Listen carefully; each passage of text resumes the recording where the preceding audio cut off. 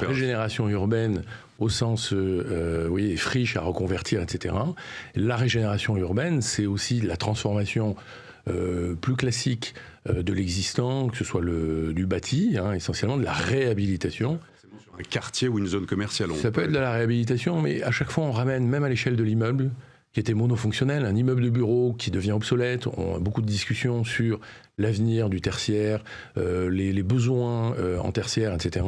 Et on se retrouve avec des bâtis qui n'ont plus d'occupants, avec des bâtiments qui se dégradent, etc. Et quelle seconde vie on peut leur donner en termes d'usage. Donc on les réhabilite, et en les réhabilitant, on passe d'un immeuble fonctionnel, mais ça marche à l'échelle urbaine, mais ça marche à l'échelle du bâtiment. On ramène de la mixité des usages. C'est-à-dire qu'on transforme ces bâtiments obsolètes, soit des bâtiments administratifs, des bâtiments de bureaux, en multi-usages. C'est-à-dire qu'on ramène du logement. On ramène du logement, on a un socle qui est commercial, on ramène de la vie.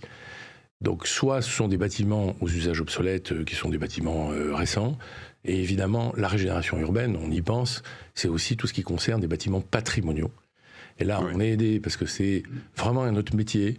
On travaille sur des monuments historiques, on travaille avec des aides d'État qui sont des dispositifs fiscaux qui nous aident à absorber le coût colossal de cette transformation. On a des exemples, on a l'hôtel Ponsardin à Reims qui était tout simplement, ça se voit pas, à la fois un hôtel particulier du XVIIIe siècle, des bureaux un petit peu modernes qui étaient rajoutés, donc un site historique qui était le siège d'une chambre de commerce, qui se retrouvaient à l'étroit, donc changement d'usage, des bureaux qui sont inadaptés aux usages modernes, si vous voulez, du tertiaire.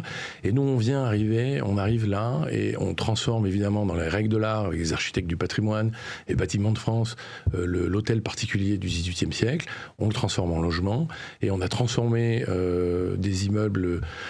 Un immeuble de bureau qui était plus récent, on le retransforme également en logement, c'est-à-dire on ramène un usage qui manquait, c'est-à-dire du logement. Et à Reims, au cœur de ville, il manquait du logement, notamment du logement, il y a du logement intermédiaire, du logement locatif. Et on a même réussi à rajouter du logement supplémentaire sur un bâtiment neuf.